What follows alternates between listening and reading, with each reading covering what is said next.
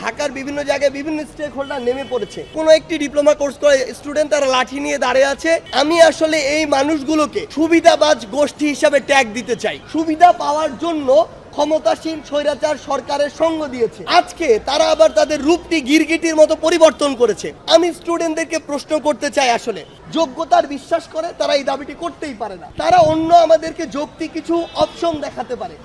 মানুষ একটি জায়গায় রয়েছে, ঠিক আছে, তিনি একটি লিমিট পর্যন্ত লাভ করতে পারেন, কিন্তু এটা আসলে ব্যবসাটা এমন পর্যায়ে চলে গিয়েছে যেটা চুরি ডাকাতির পর্যায়ে চলে গিয়েছে। তো আমি এই আসলে মধ্যস্বত্বভোগী বিবেক বোধহীন যারা রয়েছে এখানে কাজ করছেন তাদের উদ্দেশ্যে আসলে একটি কথা বলতে চাই। আমি জানি না তাদের কোনো ফ্যামিলি আছে কিনা, ভাই বোন কেউ আছে কিনা, বা তারা কখনো হসপিটালে ভর্তি হয় কিনা। যদি হয়ে থাকে, যদি তাদের ফ্যামিলি থেকে থাকে, এই মানুষগুলো যারা সবচেয়ে সংকটপূর্ণ সময়ে হসপিটালে আসে তাদের মিনিমাম বিবেকবোধ থাকলে এই জিনিসটি চিন্তা করা উচিত। এটি হচ্ছে নৈতিকতার জায়গা।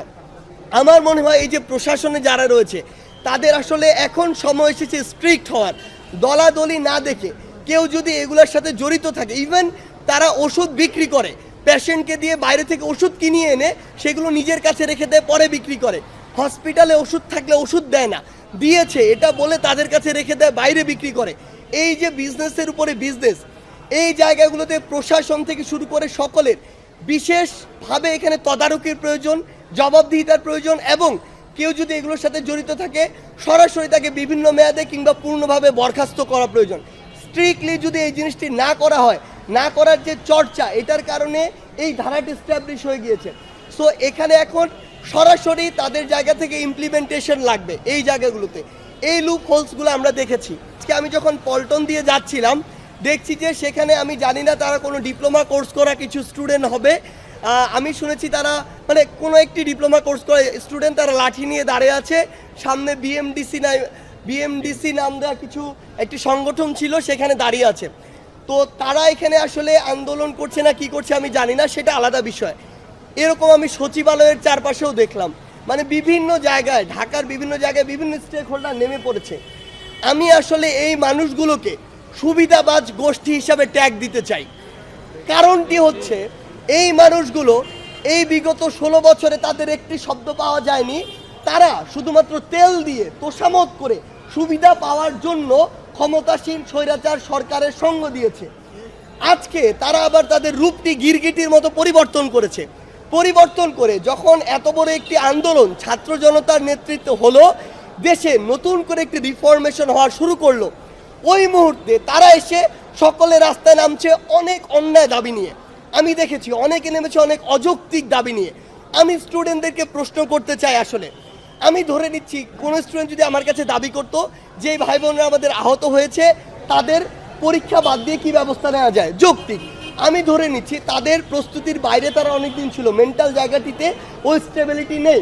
তাহলে তারা এমন হতে পারতো, সময় চাইতে পারতো, এমন হইতে পারতো যে মার্কস কম চাইতে পারতো, কোনো কিছু না করে তারা পরীক্ষা বাতিল চায়। আমি বিশ্বাস করি যারা স্টুডেন্ট মেধার যোগ্যতার বিশ্বাস করে তারা এই দাবিটি করতেই পারে না। তারা অন্য আমাদেরকে যৌক্তিক কিছু অপশন দেখাতে পারে, কিন্তু যারা ওখানে গিয়েছে আসলে তারা কোনো দিন সুস্থ একটি প্রতিযোগিতা কিংবা মেধার যে মূল্যায়ন এটিকে প্রতিনিধিত্ব করে না। এই জায়গা থেকে আজকে যে ডিসিশনটি এসেছে, এটি আমাদের জায়গা থেকে মনে হয়েছে এটি একটি যৌক্তিক ডিসিশন নয়। এরকম করে প্রত্যেকটি সেক্টরে আমরা দেখছি যে তারা আজকে হুজুগে বাঙালির মতো রাস্তায় নামছে বিভিন্ন জায়গায়। এগুলো করে আলটিমেটলি আপনার স্টেবল একটি অবস্থা আসবে কিনা, আপনি এতদিন ধরে যে ক্ষতটি তৈরি করেছেন সেই ক্ষতটি আপনি চাচ্ছেন আজকেই পূরণ হয়ে যাক। আমি অবাক হচ্ছি, মানুষজন আজকে দাবি করছে গ্রেড 1-এর একজন সচিব যেমন তার মানে পদত্যাগটি প্রয়োজন, তারা চাচ্ছে গ্রেড 20-তে যে একজন রয়েছে কর্মচারী তাকেও আজকে একসাথে নামিয়ে দিন। মানে তারা পুরো একটি সিস্টেমকে মনে করছে যে 7 দিনে আপনি নামিয়ে দিবেন, সংশোধন করে দিবেন। এটি তো কোনোদিন হতে পারে না। মানে একজন সরকার তার জায়গা থেকে যেটি করবে যে মাথাতে প্রথমে হাত দিবে, দুর্নীতিগ্রস্ত যে মাথাটি, তাকে সরিয়ে এরপর চেইন অফ কমান্ড অনুযায়ী ধীরে ধীরে পরের স্টেপগুলোতে ব্যবস্থা নেওয়া হবে। এটি তো একটি সময়ের বিষয়। সেই জায়গাতে আমার মনে হচ্ছে যে আমরা কিছু সুবিধাবাজ গোষ্ঠী তৈরি হয়েছি এই মুহূর্তে পুরো বাংলাদেশে, যারা শুধু ব্যক্তি স্বার্থটি বুঝি। দেশের কথা আমরা এখনো চিন্তা করছি না, পূর্বেও করিনি, ভবিষ্যতেও করব না।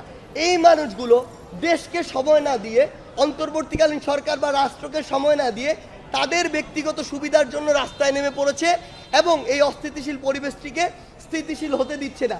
আমরা বিভিন্ন জায়গায় সোশ্যাল মিডিয়ায় দেখছি বিভিন্ন গ্রুপ বিভিন্ন জায়গায় লং মার্চ দিচ্ছে। আপনারা বলুন, আমরা আমাদের যে লং মার্চটি দিয়েছিলাম এটি আমরা কবে দিয়েছিলাম? এই লং মার্চটি আমরা আমাদের সর্বশেষ যখন দেয়ালে পিঠ থেকে গিয়েছে তখন ফ্যাসিস্ট সরকারের পতনের জন্য দিয়েছিলাম। তাহলে এটা আমাদের 36তম দিনের সর্বশেষ প্রোগ্রাম ছিল। আজকে বিভিন্ন জায়গায় বিভিন্ন সংগঠন দেখি প্রথম দিন তাদের লং মার্চ প্রোগ্রাম দেয়। এই জিনিসটি কি বোঝায়?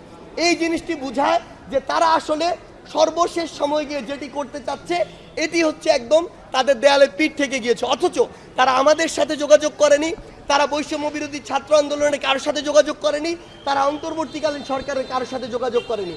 তারা আমাদের সাথে যোগাযোগ করে যদি আমরা রেসপন্স না করতাম তারপরে তারা যদি সেখানে যেত সেটি যৌক্তিক মানা যেত।